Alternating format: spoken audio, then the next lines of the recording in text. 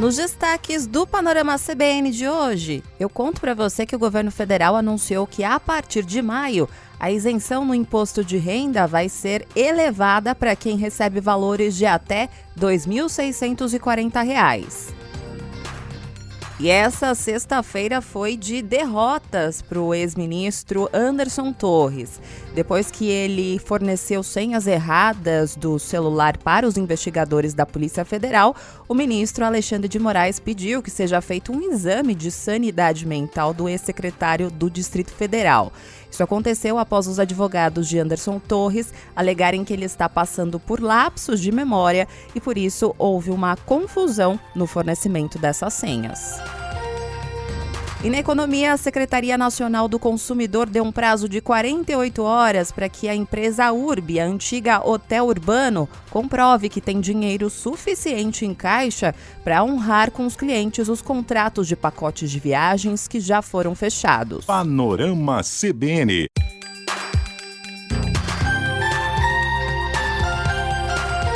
Olá para você que está ouvindo o Panorama CBN, eu sou a Juliana Prado e vou te contar em menos de 30 minutos tudo o que foi notícia nesta sexta-feira, dia 28 de abril de 2023.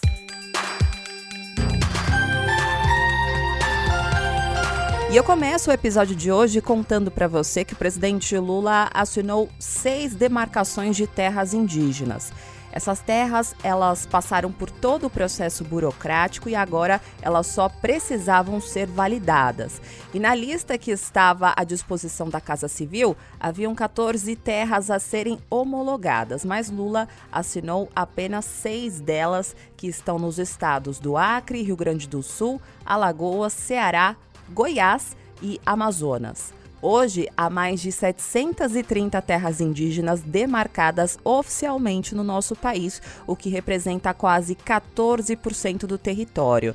Essas aí são as primeiras demarcações feitas desde 2018, porque o ex-presidente Jair Bolsonaro prometeu não demarcar uma terra indígena sequer e cumpriu essa promessa ao longo dos 4 anos de mandato.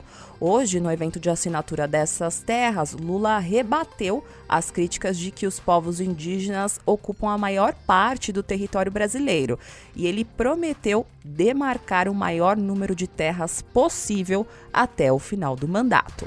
Nós vamos legalizar as terras indígenas. É um processo um pouco demorado. A nossa querida ministra sabe do processo. Tem que passar por muitas mãos. E a gente vai ter que trabalhar muito para que a gente possa fazer a demarcação do maior número possível de terras indígenas.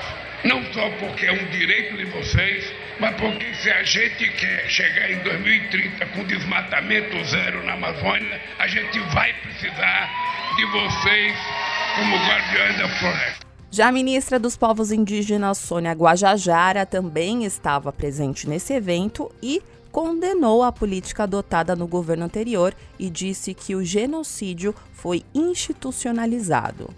O resultado disso foi o aumento do número de ameaças, mortes, doenças e violências contra nossos corpos, povos, culturas e territórios. O aumento das invasões aos territórios provocou um aumento enorme de crimes como o garimpo e o desmatamento das terras indígenas. E reafirmar o compromisso de avançarmos juntos neste governo, na demarcação e na proteção das terras indígenas. Hoje também o presidente Lula assinou o projeto que autoriza o pagamento do reajuste de 9% para os servidores públicos federais da ativa que trabalham no Poder Executivo. Esse aumento que foi autorizado pelo presidente inclui também servidores civis aposentados e pensionistas e vai começar a ser pago a partir do dia 1º de maio, com pagamento do salário já reajustado em junho. Além do aumento linear nos salários, a proposta também prevê um reajuste de R$ 200 no auxílio alimentação, passando então de R$ 458 para R$ 658 mensais. Esse é o primeiro acordo para reajuste de servidores públicos desde 2016 e o impacto nos cofres públicos vai ser mais de 11 bilhões de reais, que já estavam previstos no orçamento desse ano. Durante a cerimônia em que ele assinou esse reajuste, o presidente Lula prometeu abrir novos concursos públicos para diversas carreiras. Segundo ele, há necessidade de mais servidores para substituir os funcionários que foram colocados em cargos de confiança pelo ex-presidente Jair Bolsonaro. Lula ainda criticou quem diz que concurso público é uma gastança e defendeu que, para melhorar qualquer serviço, é preciso contratar pessoas. Vocês não têm noção o desmonte que nós encontramos nesse país, a quantidade de amigos dos homens que estavam em cargos públicos, sabe, cargos chamados de confiança, que a gente não pode desfazer. Eu imaginei que a gente poderia, num decreto só, acabar com tudo. Não é possível. Porque também você não pode fazer com que a máquina fique paralisada, ela tem que funcionar. E aos poucos você vai ter que ir colocando o servidor no seu lugar, aqueles concursados no seu lugar, e a gente vai ter que fazer concurso em várias carreiras para a gente repor aquilo que tinha desaparecido. Nessa mesma cerimônia, a ministra da Gestão e da Inovação em Serviços Públicos, Esther Dweck, mandou uma indireta para o ex-ministro da Economia, Paulo Guedes. Ela disse que o reajuste mostra que o governo não vê os servidores como parasitas. Esse reajuste também representa principalmente uma valorização dos servidores e servidoras e é uma demonstração clara de que o governo não vê os servidores como parasitas, como já foi falado aqui. O governo do presidente Lula, em todos os ministérios, considera que os servidores são essenciais para a realização dos serviços públicos com maior qualidade e melhor garantia de direitos da população brasileira.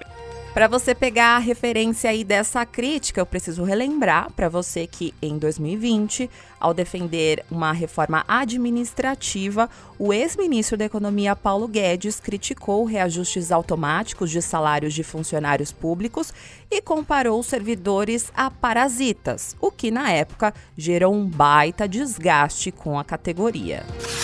Aproveitando que eu estou falando sobre assuntos que interessam os trabalhadores, hoje o ministro do Trabalho, Luiz Marinho, confirmou que a partir de maio a isenção no imposto de renda das pessoas físicas vai ser elevada para valores de até R$ 2.640. Atualmente, a isenção vai até R$ 1.903,98. Segundo o ministro, essa medida é o primeiro passo para uma isenção maior que deve acontecer nos próximos anos para quem recebe um salário maior. Juntos também tem o compromisso do presidente Lula de, ao longo do mandato, isentar na tabela de imposto de renda salário de até R$ 5.000. Como primeiro degrau desse compromisso, os salários de até R$ 2.640, a partir de 1º de maio, não terá retenção na folha de pagamento do imposto de renda. Então, outro anúncio importante também para a valorização dos baixos salários do país, ou seja, isso ajudará muito no poder aquisitivo da classe trabalhadora, especialmente dos baixos salários. O ministro foi questionado se essa medida aí ela vai ser formalizada por um ato do presidente ou pela Receita Federal. E ele disse que vai ser pela Receita e que vai começar a valer já no dia 1º de maio. Segundo o ministro, o processo para formalizar essa decisão ainda está em andamento, por isso que ele não deu mais detalhes. E com o aumento aí dessa faixa de isenção, de acordo com as informações da Secretaria da Receita Federal, 13,7 milhões de pessoas vão deixar de pagar imposto de renda já a partir do próximo mês. Esse número representa cerca de 40% do total de contribuintes. Segundo a Receita Federal, o contribuinte ele não vai precisar fazer nada para garantir essa isenção. E até maio, os sistemas da Receita vão ser atualizados para permitir a concessão automática do desconto de R$ 528 direto na fonte, ou seja, sobre o imposto que seria devido pelo empregado.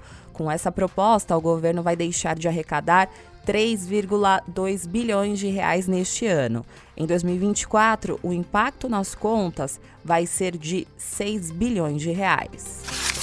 E essa sexta-feira definitivamente não foi nada boa para o ex-ministro do governo Bolsonaro, Anderson Torres. Começando pela decisão do ministro do Supremo Tribunal Federal, Luiz Roberto Barroso. Ele negou hoje o pedido de liberdade do ex-secretário de Segurança Pública do Distrito Federal. Lembre você que ele está preso por uma suposta omissão durante os atos golpistas do dia 8 de janeiro, quando ele era secretário de Segurança do DF. E no pedido, os advogados do ex-secretário argumentaram que ele está preso há quase 4 meses e que houve uma piora do quadro de estado de saúde dele, em especial o quadro psicológico, e por isso pediu aí o alvará de soltura.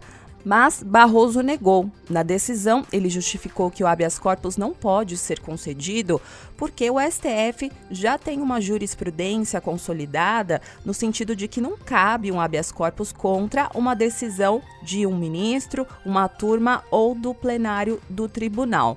Nesse caso, é porque o ministro Alexandre de Moraes recentemente negou um pedido para soltar Anderson Torres e para Barroso não cabe uma outra decisão em cima disso porque já foi decidido.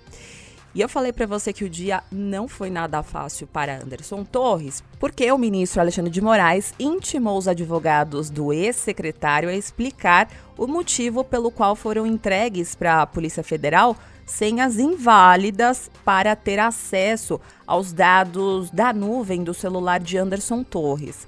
Na decisão, o ministro disse que a PF constatou que nenhuma das senhas fornecidas por Anderson Torres aos investigadores estava correta, o que inviabilizou a extração dos dados armazenados no serviço. Essa situação, inclusive, irritou integrantes da Polícia Federal porque os advogados disseram que Anderson Torres pretendia colaborar com a apuração dos fatos. E na avaliação dos investigadores, isso mostra que o ex-ministro está contribuindo para ficar preso por mais tempo. E aí você deve estar se perguntando, mas por que não retiram as informações do celular de Anderson Torres? Então, quando o ex-ministro voltou dos Estados Unidos, após o pedido de prisão, ele alegou que não entregou o celular porque perdeu o aparelho na viagem. Então, por isso que a Polícia Federal pediu acesso aos dados que estão na internet.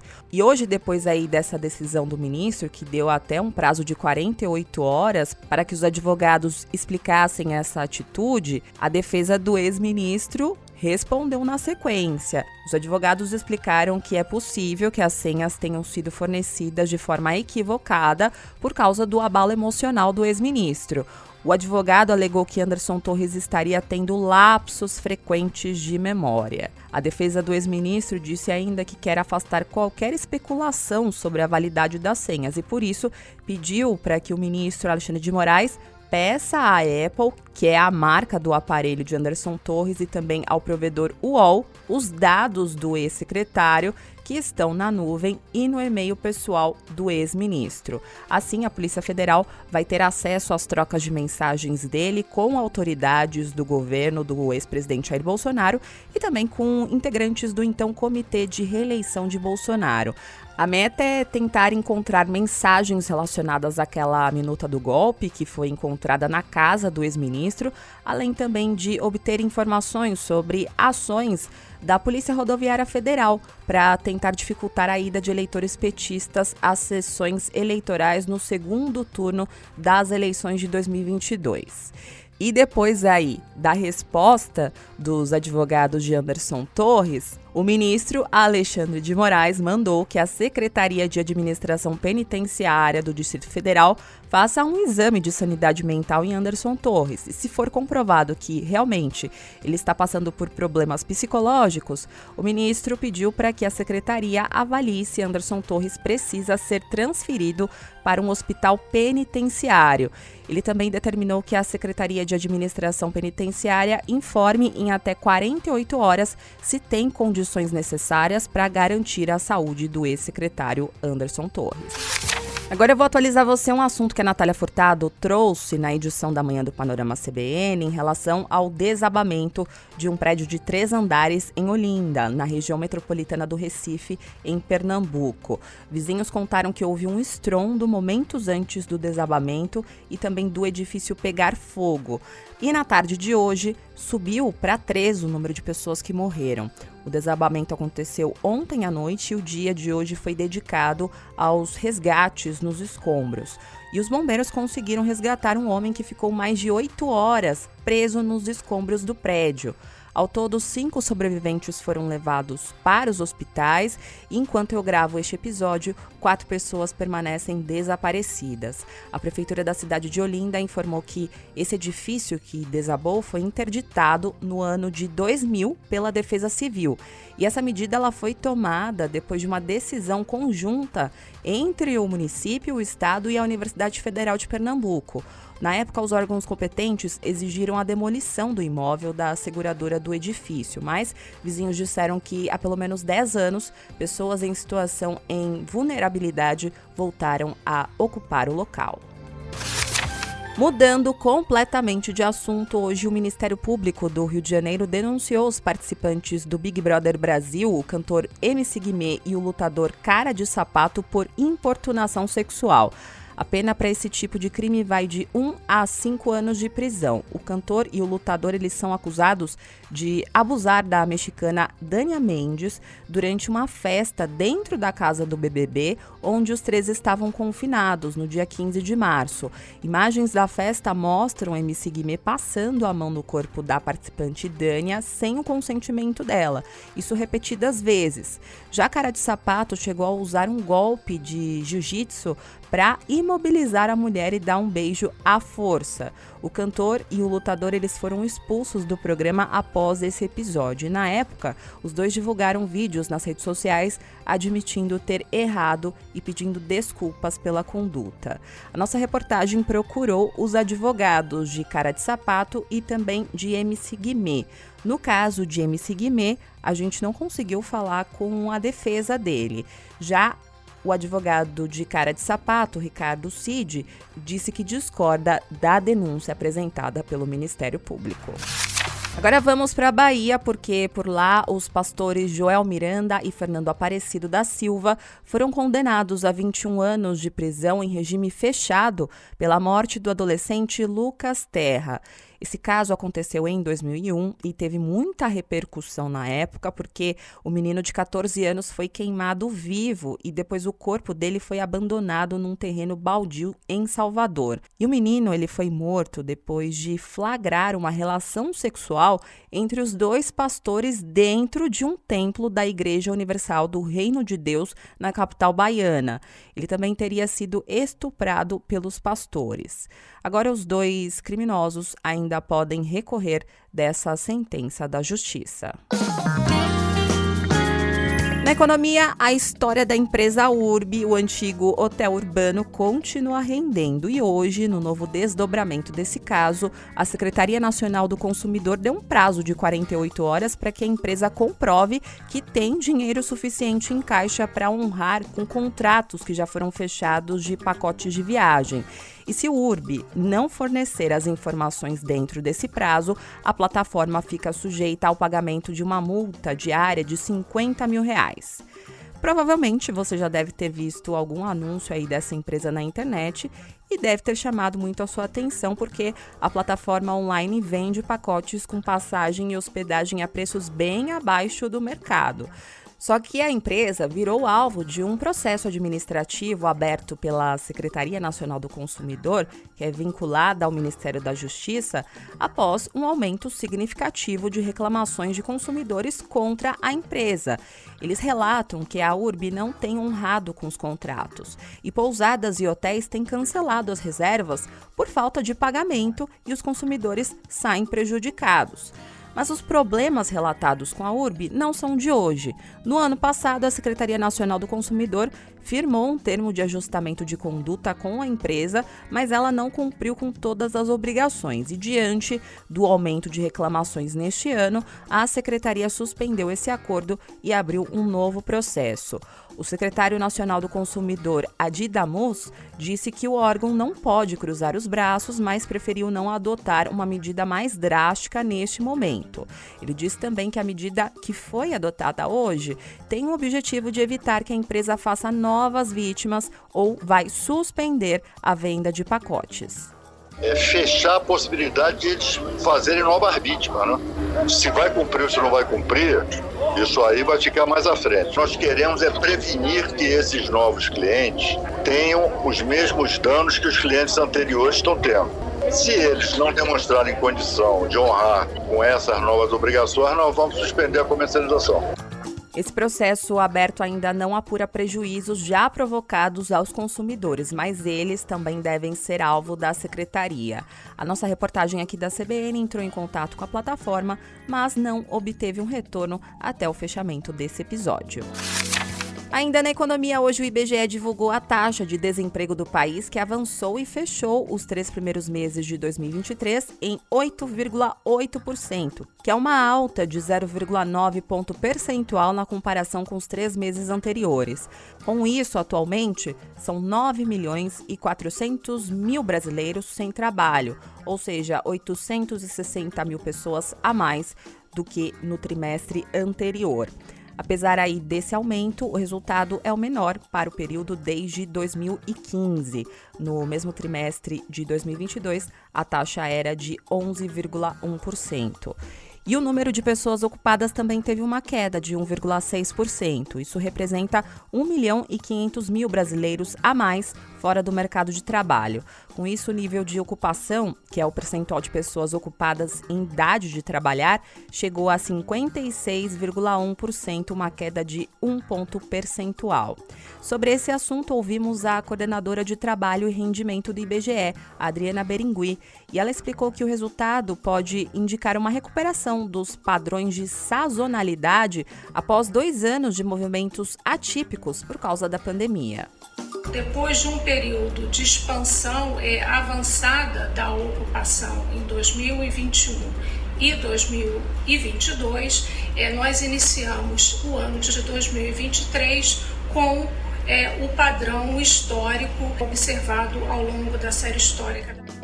Já a taxa de informalidade voltou aos 39% da população ocupada, o que equivale a mais de 38 milhões de trabalhadores informais no país.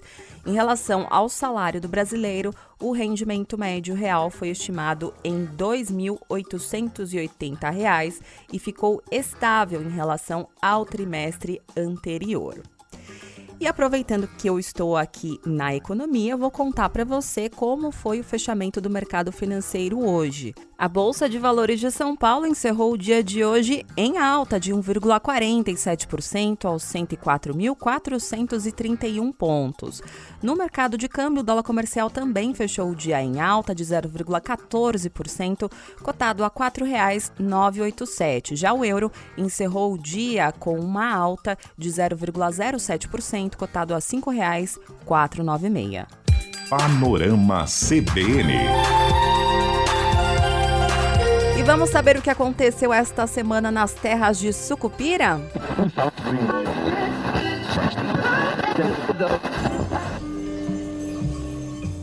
Boa tarde, minha senhora. Nós viemos fazer aqui uma visita oficial ao doente, em nome da municipalidade. Pode entrar. Não, minha senhora, muito obrigado, mas nós vamos fazer ainda umas visitas. Aceita apenas os votos de pronto restabelecimento do doente. Alguns dias atrás, sobre essa piora da saúde dele, algumas pessoas dizendo que ele emagreceu mais do que 12 quilos, tem um quadro depressivo. A senhora acha que ele escapa? Tenho fé em Deus que sim. Eu também. Não há nada mais justo que ele seja posto em liberdade. Agora, uma coisa é certa. Se algo de pior acontecer com o delegado federal Anderson Torres, essa conta certamente vai estar junto à justiça. Senhor, me desculpe, mas eu não posso ter emoção forte. Eu sofro do coração.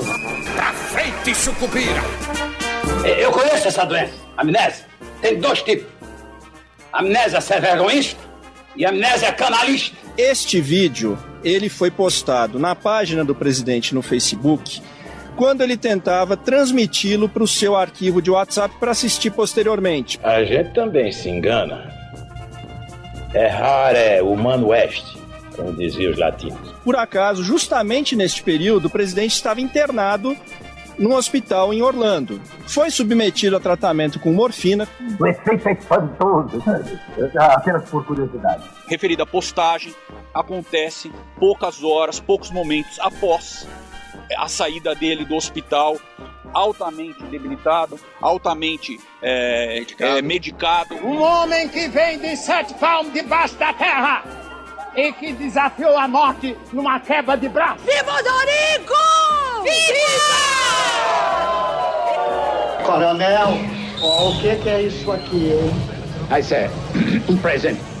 Caríssimo Dorico, receba esta modesta lembrança do seu amigo e admirador. Admirador! É um lote que é da cor ouro rosé.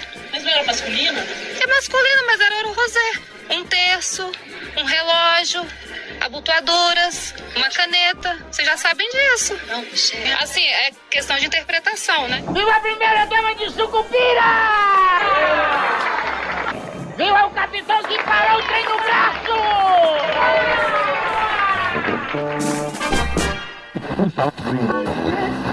As falas do bem-amado foram cedidas pelo acervo da TV Globo. O texto é de Dias Gomes e a interpretação é de Paulo Gracindo. A edição é de Edmilson Fernandes e Cláudio Antônio. Agora eu vou indo nessa. Muito obrigada pela companhia de hoje. O roteiro e a produção deste episódio foram feitos por mim e a montagem e a sonorização são da Débora Gonçalves, a Debs. E você pode me encontrar lá nas redes sociais, no @Juliana_Deprado no Twitter, no Insta é só procurar por @JulianaDeprado e também tem o e-mail juliana.prado@cbn.com.br. E quem me procurou foi o Panalover Vitor Gustavo. Ele mandou a seguinte mensagem: Oi Ju, como te ouço todos os dias já tenho essa intimidade. Sim, vocês que me escutam aqui podem me chamar de Ju, viu? Tá tudo certo. Ele disse que amou o episódio dessa semana em que eu falei sobre a justificativa do ex-presidente Jair Bolsonaro em relação a um vídeo golpista que ele publicou nas redes sociais após os atos antidemocráticos do dia 8 de janeiro. O ex-presidente Jair Bolsonaro alegou que postou o vídeo sem querer porque ele estava à base de morfina. E o Vitor Gustavo disse que ouve todos os dias aqui o Panorama, mas ele fez questão de mandar a mensagem porque ele deu uma gaitada. Aí ele explicou para mim o que é uma gaitada. Ele disse que é risada alta e extravagante em Recife. Ele disse que deu essa gaitada na hora que eu dei informação dos efeitos adversos da morfina. Diz que gostou bastante. E por fim, ele disse também que gostou da música final do episódio. Ele disse que não teve como resistir e deu mais uma gaitada. Se você não ouviu esse episódio, tá aqui no feed. Foi essa semana que eu contei essa história. E Vitor Gustavo, muito obrigada pela mensagem. Eu adoro quando vocês se manifestam para dar a opinião, para falar o que achou do episódio, porque isso é muito importante também para saber se eu tô no caminho certo, se eu tô conseguindo trazer as informações pesadas do noticiário de forma leve e também didática para você. Então, muito obrigada, Vitor Gustavo, pela mensagem. E não se esqueça que segunda-feira tem a edição da manhã do Panorama CBN a partir das 7 horas da manhã. Só que vai ser com Ricardo Porto, porque Natália Furtado vai estar de folga e eu vou estar em outras funções aqui da rádio. Então, na segunda-feira só vai ter uma edição do Panorama CBN. E eu volto na terça-feira, beleza? Beijos pra você, bom final de semana, bom feriado, bom descanso e até terça-feira.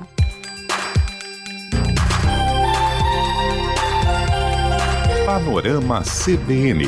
As principais notícias do dia em menos de meia hora.